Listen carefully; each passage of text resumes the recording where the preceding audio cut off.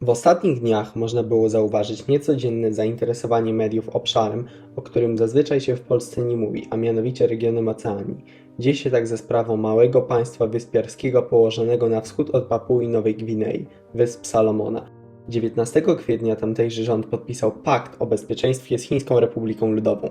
Wydarzenie to wywołało ogromne poruszenie wśród krajów regionu, a także w innych częściach świata. W tym odcinku serii Porozmawiajmy o Pacyfiku postaramy się Wam przybliżyć, dlaczego umowa Wysp Salomona z HRL ma aż tak duże znaczenie.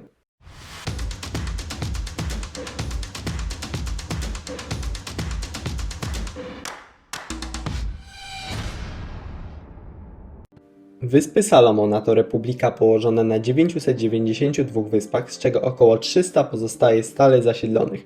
Zamieszkuje je około 700 tysięcy mieszkańców, z których około 130 tysięcy żyje w stolicy kraju, Honiarze. To na pozór mało znaczące w wielkiej geopolitycznej grze państwo stały się nagle przyczyną bólu głowy dla państw takich jak USA, Australia czy Japonia. Wszystko za sprawą ich istotnego położenia geograficznego oraz chęci strategicznego zbliżenia z Chinami. Wyspy Salomona leżą na skrzyżowaniu ważnych szlaków morskich oraz lotniczych, a także znajdują się zaledwie około 2000 km od wybrzeży Australii, strategicznego sojusznika USA oraz Japonii, z którymi współpracuje ona w ramach porozumień AUKUS i QUAD, a które są wymierzone w Chińską Republikę Ludową oraz mają na celu zahamowanie jej ekspansji w rejonie Azji Wschodniej i Pacyfiku. Głównymi założeniami podpisanego przez ministrów spraw zagranicznych obu krajów Paktu Bezpieczeństwa jest możliwość stacjonowania oddziałów chińskiej policji oraz wojska w celu zapewnienia bezpieczeństwa wewnętrznego na terytorium wysp. Kolejnym uzgodnionym punktem umowy jest natychmiastowe udostępnienie portów chińskiej marynarce wojennej. Rzecznik chińskiego MSZ zapytany o tę kwestię uspokajał, że celem przedsięwzięcia jest jedynie współpraca w zakresie utrzymania porządku społecznego, ochrony życia i mienia ludzi, pomocy humanitarnej i reagowania na klęski żywiołowe i nie jest on wymierzony w żadne państwo trzecie. Oczywiście takie opowieści można spokojnie włożyć między bajki. Większość ekspertów zdaje sobie sprawę z faktu, że Chiny wykorzystują okazję do zwiększenia swojej obecności wojskowej na Pacyfiku, szczególnie w jego południowej części, która naturalnie jest obszarem wpływów Australii, a zarazem Stanów Zjednoczonych.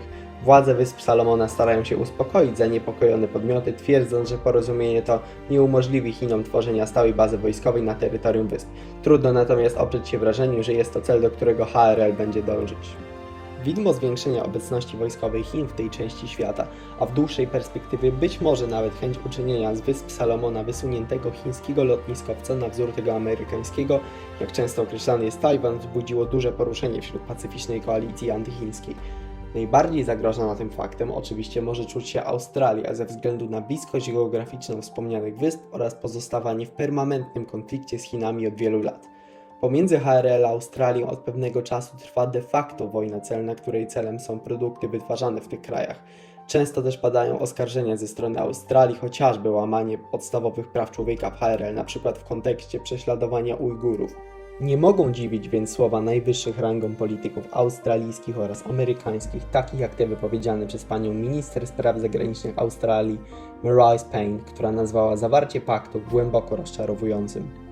Niepokoi nas brak transparentności, z jakim to porozumienie zostało zawarte. To może oznaczać potencjalne przyczynienie się do zmniejszenia stabilności regionu. Będziemy dążyli do wyjaśnienia warunków paktu oraz tego, jakie będzie miał on konsekwencje dla Pacyfiku, dodała. Biały Dom w swoim komentarzu oznajmił natomiast, że gdyby podjęte zostały kroki, by ustanowić na wyspach stałą obecność wojskową Chin, zdolność do projekcji siły lub instalację wojskową, Stany Zjednoczone miałyby znaczące obawy i stosownie by na to odpowiedziały. Ponadto jeden z najwyższych rangą urzędników USA w obszarze Pacyfiku, Daniel Crittenbrink, cytowany przez The Guardian, odmówił wykluczenia operacji wojskowej przeciwko Wyspom Salomona, gdyby chińskie bazy powstały na terenie tego kraju. Widzimy wyraźnie, że sytuacja wokół Wysp Salomona jest napięta i należy obserwować kolejne wydarzenia z nimi związane. Chiny na razie jedynie uchyliły drzwi, jednak nie wiadomo jak odpowiedzą USA, jeśli HRL zdecyduje się te drzwi do wejścia w amerykańską strefę wpływu otworzyć na oścież. Zachęcamy do monitorowania na bieżąco wydarzeń związanych z Wyspami Salomona. Jako koło naukowe państwo obszaru pacyficznego będziemy dostarczać najnowszych informacji związanych zarówno z tą sprawą, jak i całym regionem Pacyfiku. Na zakończenie chcielibyśmy serdecznie podziękować za uwagę. Raport został przygotowany przez Koło Państw Obszaru Pacyficznego. Zachęcamy do zostawienia subskrypcji kanału, pozostawienia łapki w górę, komentarza oraz obserwowania K-popu na innych mediach społecznościowych.